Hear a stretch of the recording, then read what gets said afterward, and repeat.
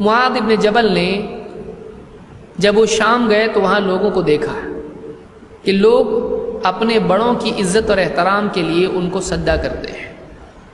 تو یہ پچھلی قوموں میں طریقہ تھا، آپ دیکھیں وَرَفَعَ أَبَوَيْهِ عَلَى الْعَرْشِ وَخَرُّوا لَهُ سُجَّدًا، قرآن میں بھی اللہ تعالیٰ نے بیان کیا کہ یوسف علیہ السلام کو ان کے بھائیوں نے سجدہ کیا۔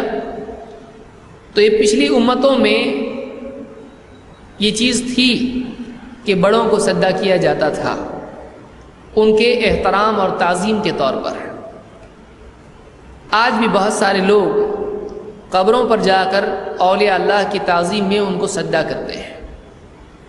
جب ان کو منع کیا جاتا ہے تو کہتے ہیں کہ ہم ان کی عبادت نہیں کرتے ہیں، ان کو اپنا معبود نہیں مانتے ہیں، بلکہ ہم ان کو تعظیمی سجدہ کرتے ہیں۔ یہ جو سجدہ ہے یہ بطور تعظیم ہے۔ کیا تعظیمی سجدہ اسلام میں جائز ہے؟ اس حدیث میں آپ دیکھیں، اگر سوال یہ پوچھا جائے کہ معاذ بن جبل رضی اللہ تعالیٰ عنہ نے جو سجدہ اللہ کے نبی صلی اللہ علیہ وسلم کو کیا، کیا اپنا معبود مان کر کیا یا بطور تعظیم کیا؟ تو اس کا صاف جواب یہی ملے گا کہ انہوں نے اللہ کے نبی صلی اللہ علیہ وسلم کو اپنا معبود مان کر سجدہ نہیں کیا تھا، کیونکہ صحابہ اتنا جانتے تھے کہ اللہ کے نبی صلی اللہ علیہ وسلم رسول ہیں، معبود نہیں ہیں، آپ اللہ کی عبادت کی دعوت دیتے تھے۔ تو پھر یہاں پر انہوں نے سجدہ کیوں کیا؟ انہوں نے اپنے جملے سے اس کو واضح کیا، میں نے دیکھا کہ شام میں لوگ اپنے بڑوں کو تعظیم کے طور پر سجدہ کرتے ہیں، تو میں نے سوچا کہ آپ کو بھی ہم کریں۔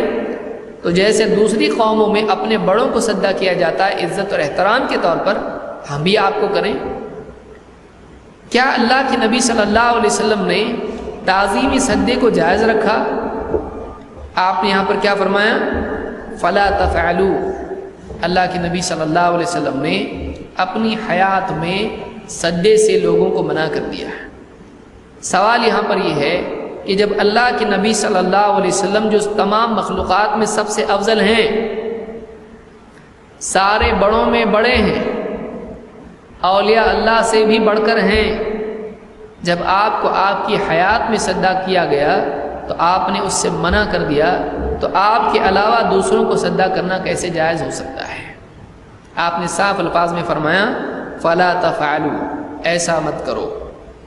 تو اس سے معلوم ہوا کہ تعظیمی سجدہ کسی کے لیے بھی جائز نہیں ہے، چاہے وہ نبی ہی کیوں نہ ہو، کسی کی بھی تعظیم کے طور پر اس کو سجدہ نہیں کر سکتے ہیں۔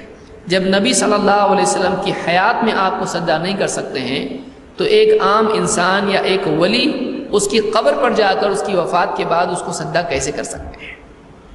دوسری بات آپ نے کہا کہ اگر میں کسی کو حکم دیتا کہ اللہ کے سوا وہ کسی کو سجدہ کرے تو میں عورت کو حکم دیتا کہ وہ اپنے شوہر کو سجدہ کرے۔ اس میں دو باتیں قابل غور ہیں۔ نمبر ایک، آپ نے کہا اگر میں حکم دیتا تو ایسا ہوتا۔ کیا آپ نے حکم دیا؟ نہیں، آپ نے حکم نہیں دیا۔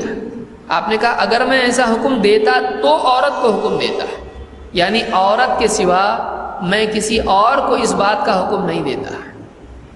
پھر یہاں پر آپ نے عورت کو اگر آپ حکم دیتے تو کیا شوہر کو اس کا معبود بنا دیتے؟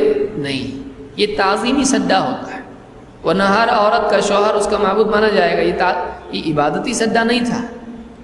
آپ اگر عورت کو حکم دیتے تو شوہر کی تعظیم کے طور پر اس کو سجدے کا حکم دیتے، لیکن اسلام میں ایسا تعظیمی سجدہ نہیں ہے، لہٰذا آپ نے عورت کو یہ حکم نہیں دیا۔ جب عورت کو ہی حکم نہیں دیا تو باقی کسی اور کا یہاں پر سجدہ کرنے کا سوال ہی پیدا نہیں ہوتا، کیونکہ آپ نے نہیں کہا اگر میں اللہ کے سوا کسی اور کو سجدہ کرنے کا حکم دیتا تو مسلمانوں کو حکم دیتا کہ وہ اولیاء کی قبروں کو سجدہ کریں۔ آپ نے کہا اس طرح سے نہیں کہا، آپ نے کہا کہ میں عورت کو حکم دیتا کہ شوہر کو سجدہ کریں، لیکن آپ نے ایسا کوئی حکم نہیں دیا۔ نہ آپ کی بیویوں نے آپ کو سجدہ کیا، نہ صحابہ کو ان کی بیویوں نے سجدہ کیا۔ معلوم ہوا کہ اسلام میں عمل نہیں ہے۔ ایک دوسری بات آپ نے کہا کہ اگر میں، دیکھیے الفاظ کیا ہیں، لو كنت آمرا احدا ان يسجد لغیر اللہ، اگر میں اللہ کے سوا کسی اور کو سجدہ کرنے کا کسی کو حکم دیتا، معلوم ہوا کہ اللہ کے سوا کسی اور کو سجدہ کرنے کا حکم نہیں ہے۔